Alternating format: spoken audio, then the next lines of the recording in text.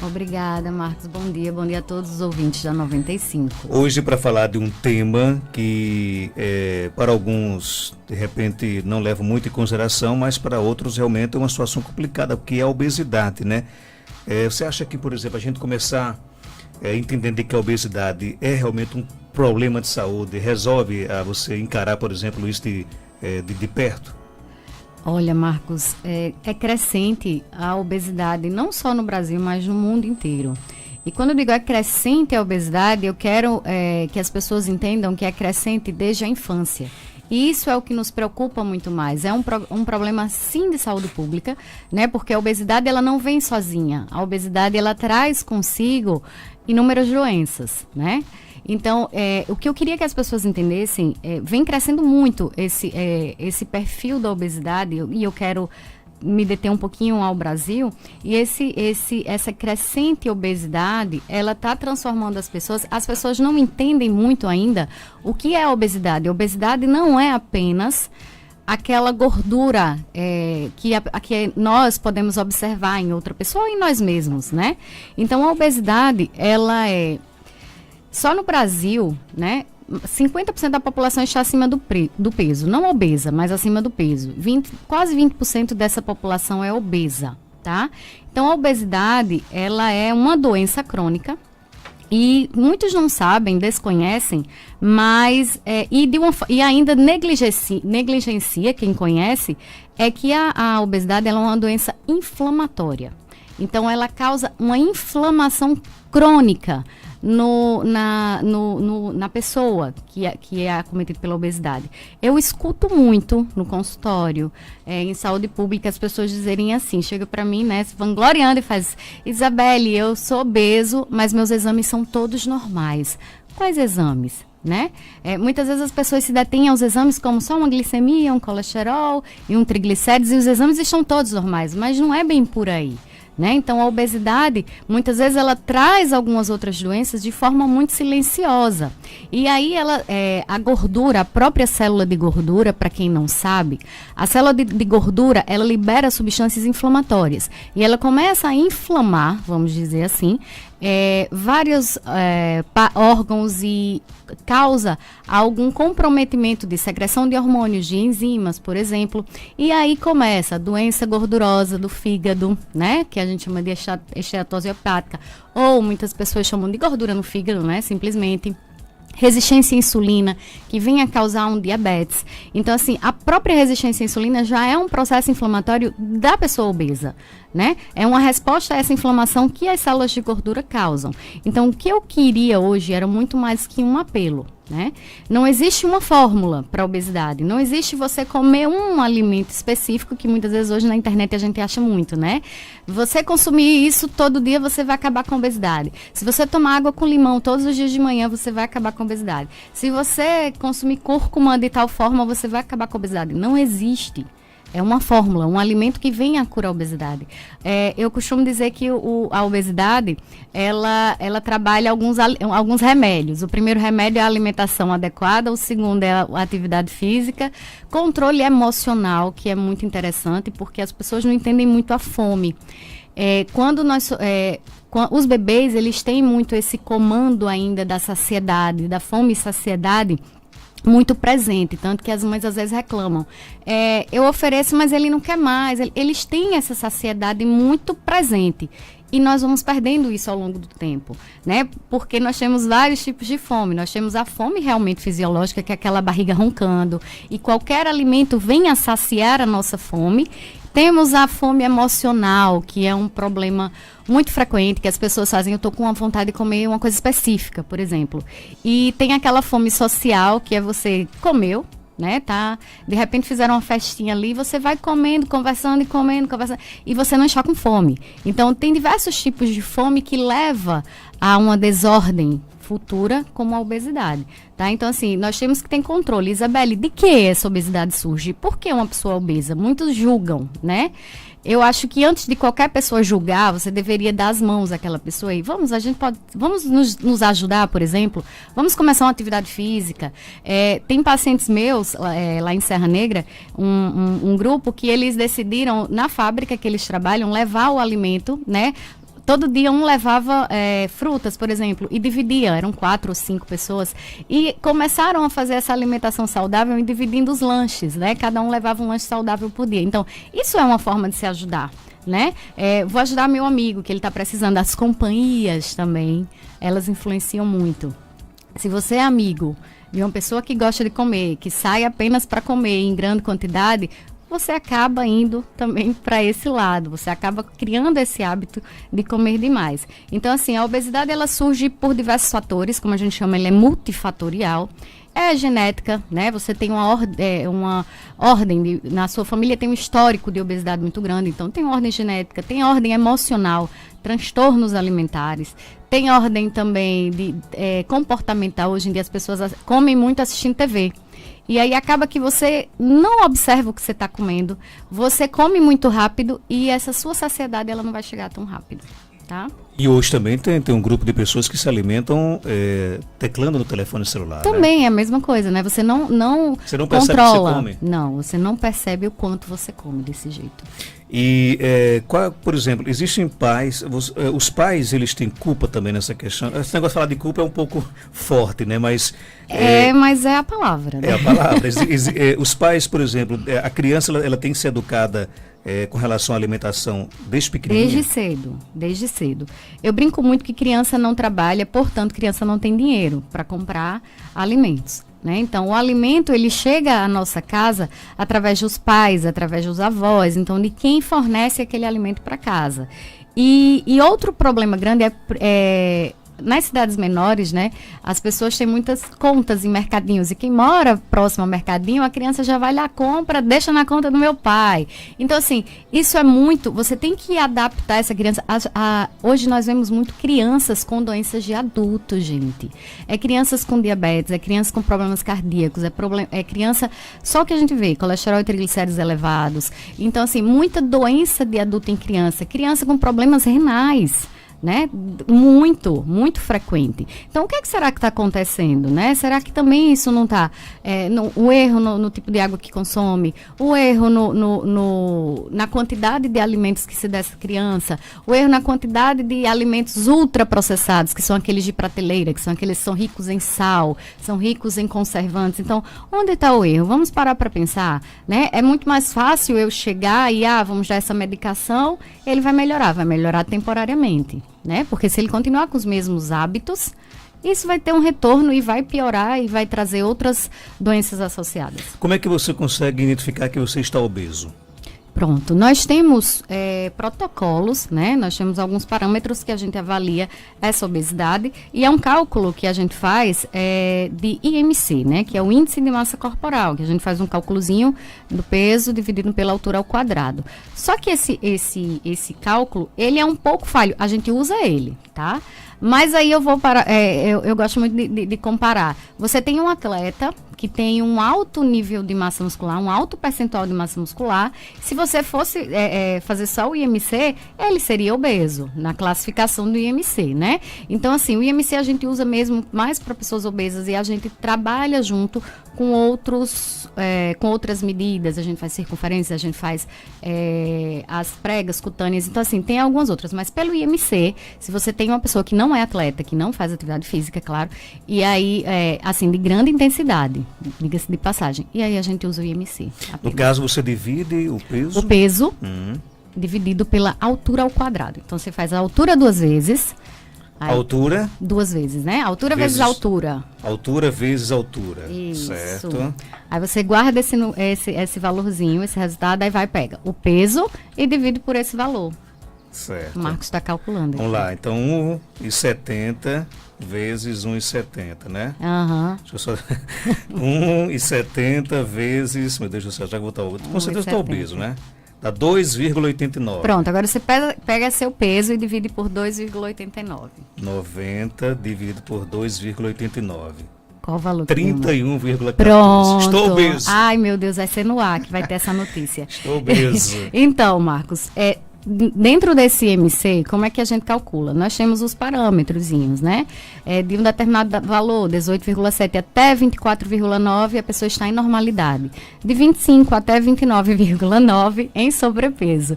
E acima de 30, a gente diz que o paciente está com obesidade. Só que a obesidade a gente classifica em diversos níveis, né? Classifica também, né? A obesidade 1, a obesidade 2, a obesidade 3. Temos a obesidade mórbida, que já é uma obesidade bem avançada. É uma obesidade que traz o paciente algumas dificuldades, como, por exemplo, até em deambular. Né? Nesses casos de obesidade, se indica, sim, tem um indicativo cirúrgico, né? A cirurgia bariátrica. E assim, gente, nem toda obesidade ela é tratada apenas com a alimentação e atividade física, né? A maioria. Mas alguns casos específicos ela é tratada precisa de um apoio medicamentoso e ou cirúrgico. E nesse caso, para quem está, por exemplo, obeso, né? Existe um tratamento ideal? Isso depende de cada pessoa? Como é que é isso? Assim, claro que nós avaliamos diversos parâmetros, como parâmetros bioquímicos, para a gente avaliar a questão metabólica desse paciente também, mas assim, o que eu gosto de dizer às pessoas é que elas reflitam um pouquinho e pensem da forma que elas continuam hoje, como elas estarão daqui a 5 anos, 10 anos, né? Se eu me mantenho em sedentarismo, se eu me mantenho comendo o que eu como, né, com o peso que eu tenho, como será que eu vou estar daqui a 5, 10 anos, né? Com certeza com mais doenças associadas, com certeza com problemas cardíacos, porque a obesidade abdominal, essa da barriga que a gente chama, ela é um grande, grande problema para desenvolver doenças cardíacas. Então, ela é muito perigosa, é uma gordura muito perigosa. Então, assim, não só doenças cardíacas, mas outras doenças associadas, muitas, tá? Então, assim, parem e reflitam. Como é que eu quero estar daqui a 5 anos? Eu quero estar um paciente obeso, cansado, com vários problemas de saúde, ou eu tenho que determinar, eu quero mudar minha qualidade de vida, eu quero mudar o meu estilo de vida, eu quero ter uma boa qualidade de vida. Então, aí a gente vai associar uma atividade física, iniciar uma atividade física, fazer uma alimentação adequada. Quando eu digo alimentação adequada, as pessoas pensam assim, fazer dieta é caro. Gente, botem na cabeça de vocês, dieta boa é a dieta que cabe no bolso do paciente, tá? Eu sempre brinco dizendo, descasquem mais, desembalem menos. Muitas vezes produtos de supermercado são muito mais caros, saem muito mais caro, né? É porque as pessoas não gostam de fazer esse cálculo, gostam da praticidade. Pegou, abriu o pacote e comeu, né? É muito mais prático, vamos dizer assim. Só que a dieta boa é aquela que cabe no bolso do paciente. Claro que a gente faz uma dieta que o paciente possa fazer. Não adianta você passar uma dieta que o paciente não consiga comprar os alimentos, não consiga, né? Tem gente que não disponibiliza de muitos alimentos. Então, se faz a dieta em cima do que o paciente come. Claro, retirando algumas coisas que não devem estar na dieta, como essas bebidas açucaradas, né? Refrigerantes, esses sucos de caixinha que as pessoas acham que é suco. Gente, aquilo é açúcar puro. Aqueles de caixinha, né? Eu não posso falar a marca, mas sucos de caixinha. Uma paciente até riu quando eu falei uma marca no consultório. Eu prefiro essa marca. Ela, no rádio você não fala, no rádio eu não posso falar, né?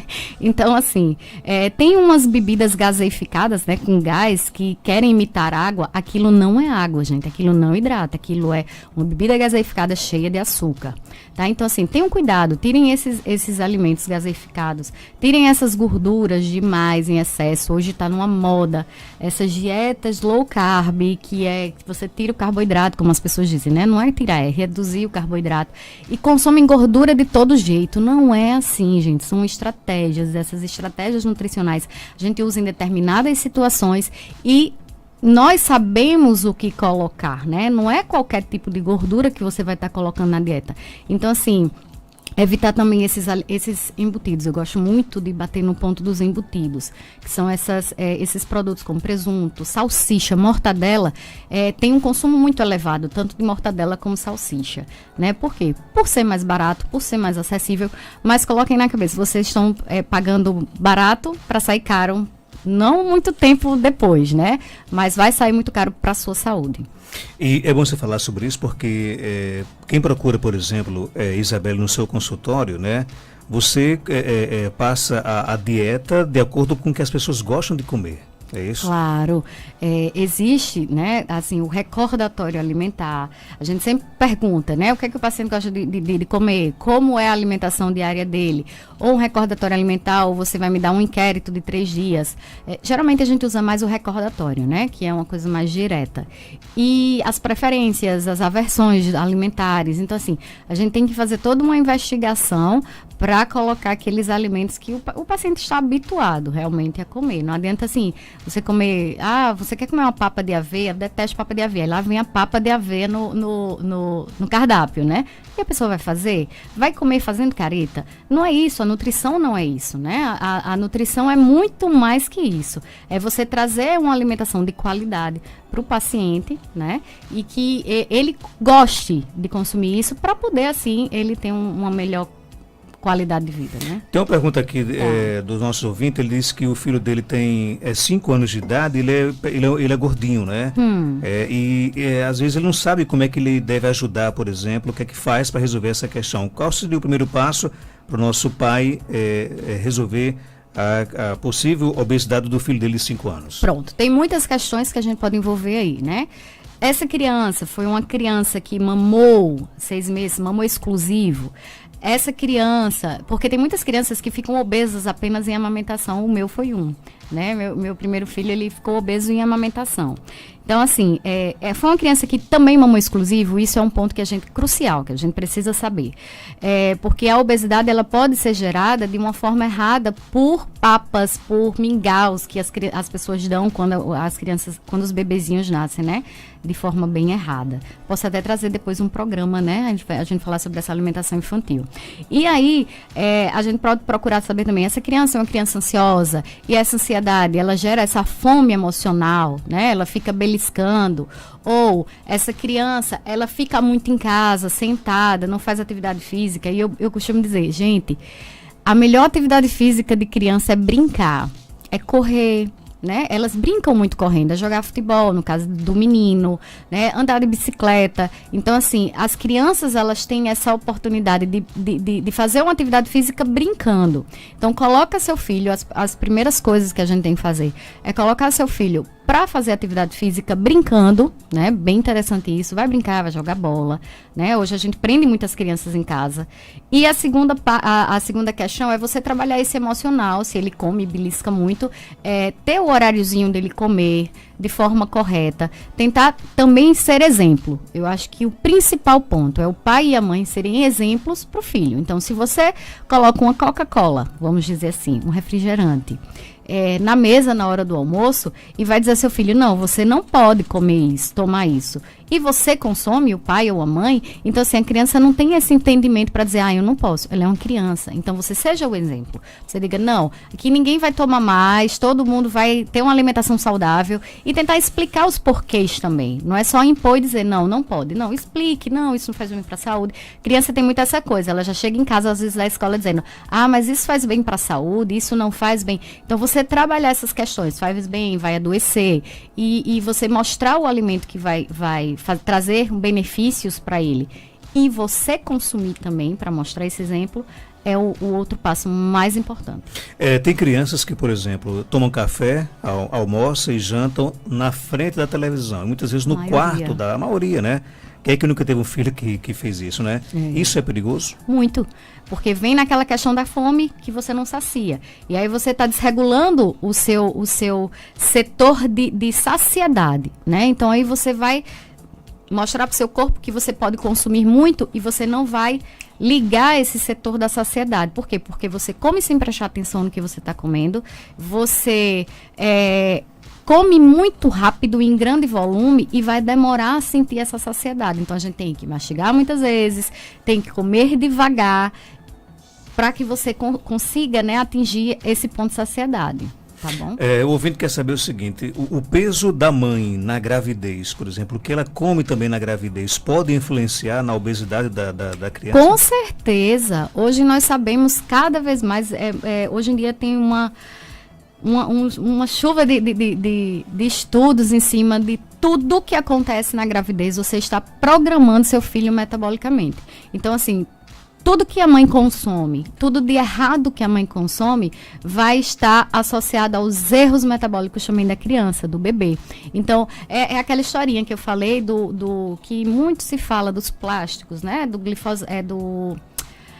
do bisfenol, né? Que fala que não consumir bisfenol na gravidez, porque hoje em dia o bisfenol está associado ao autismo, mas isso acontece na gravidez. Se a mãe consome algum alimento que foi em um plástico que continha esse bisfenol, vai passar livremente pela placenta. Então, muitos dos alimentos, eles passam pela placenta. E isso pode gerar disrupções metabólicas na criança, que vai causar obesidade, sim, futuramente, com certeza. Viu? E, então, no caso, se a grávida, ela for obesa, as chances do filho ser obeso também é grave. Já tem essa questão de genética, né? A gente já tem uma questão genética envolvida. E tem muitos trabalhos hoje em dia, eu sempre falo e volto sempre para o intestino e para as bactérias intestinais, né? Que muita gente chama de flora intestinal, né? Mas o nome correto é microbiota intestinal. Então, a microbiota intestinal da criança, ela começa muito a ser formada já na gestação e principalmente na época de amamentação. Então, os erros cometidos nessa fase, eles vão trazer prejuízos imensos para a criança no decorrer da sua vida. Não só em relação à obesidade, mas em relação às outras doenças, como diabetes, como hipertensão e como diversas outras doenças, como doenças autoimunes, como hipotireoidismo. Então, assim, os erros cometidos na gestação e na época de aleitamento, de amamentação da criança, vai acontecer prejuízos para o resto da vida. A nossa ouvinte Betânia quer saber o seguinte: a criança, ela pode aliar, por exemplo, a boa alimentação à prática de exercício físico? Com certeza. Mesmo sendo criança, pode praticar? Com certeza, com certeza. Hoje, as pessoas têm muito aquele mito, né? A criança não pode fazer atividade física. Mas a atividade física da criança é uma atividade física lúdica, né? Você pode ter uma caminhada com a criança? Claro que você pode fazer uma caminhada. Isso não é minha área, que fique bem claro, né? Eu estou só dando uma orientação superficial. A parte da atividade física não é muito minha área, mas assim, claro que a criança pode fazer. Agora, atividades de forma lúdica, né? O brincar, né? Então, e se uma criança tem 7, 8, 9 anos, existem muitos profissionais hoje em dia que tem escolinhas de atividade física para criança. E tem judô, e tem diversas modalidades, futebol, diversas modalidades que você pode estar inserindo essa criança, tá? Nosso ouvinte quer saber o seguinte: meu esposo está com colesterol ruim alto. Disseram que o abacate é muito bom no combate a ele, mas não quero fazer vitaminas porque já tenho açúcar. Gostaria que a Isabelle me desse alguma dica, né, de como usar, por exemplo, o abacate para combater esse colesterol ruim alto. Pronto. O combate ao colesterol ruim, ele vem na troca dessas gorduras também na alimentação, né? Você vai retirar, na verdade não é só incluir o abacate. É como eu falei lá no comecinho do programa. Não existe um alimento ruim, um alimento que vá combater diabetes. Não existe um alimento que vá combater obesidade. Não existe não, é o conjunto diário, é o conjunto da alimentação durante o dia inteiro e todos os dias. Então, tudo isso, todas as doenças, gente, o que é a constância na alimentação. A palavra é constância, né? É você não só vai fazer, por exemplo, comer abacate, inclui só o abacate, o colesterol normalizou, você volta à alimentação do jeito que era. Não, é uma constância que você tem que adquirir. Então, é uma troca também dessas gorduras ruins, que são aquelas que vêm de óleos vegetais, que você faz as frituras, os salgadinhos, né? Os produtos de supermercado, por exemplo, aqueles produtos que contêm gordura trans, você sempre olhe, vire a embalagem, veja se tem gordura trans, ou outro nome que pode aparecer, gordura hidrogenada, tá? Essa gordura é muito ruim para o colesterol. Então, assim, e também a inserção de gorduras boas, que é o abacate, que está nas sementes, está nas castanhas, né? Então, essas gorduras são muito boas. Então, como é que você pode consumir o abacate? De forma crua também, pode ser, tá? Como se fosse uma fruta, que você estivesse comendo uma fruta. tá? Ok, Isabelle Cláudia, nutricionista e especialista em nutrição clínica pela Universidade Gama Filho, realiza o atendimento nutricional individualizado, promovendo a reeducação, o planejamento alimentar e o tratamento nutricional das patologias clínicas. Ela está na Galeria Malvina, na Avenida Coronel Martiniano, em frente à Prefeitura Municipal de Caicó, com também o odontopediatra e ortodontista, Dr. Janildo Aranha, seu esposo, realiza atendimento clínico em bebês, crianças e adolescentes, bem como o tratamento ortodôntico em pacientes de todas as idades. Você quer aí um atendimento especial com o Dr. Isabelle Cláudio e com o Dr. Janildo, você pode ligar para os telefones 98708-1707 ou então o WhatsApp, bem mais prático, 99604-0655.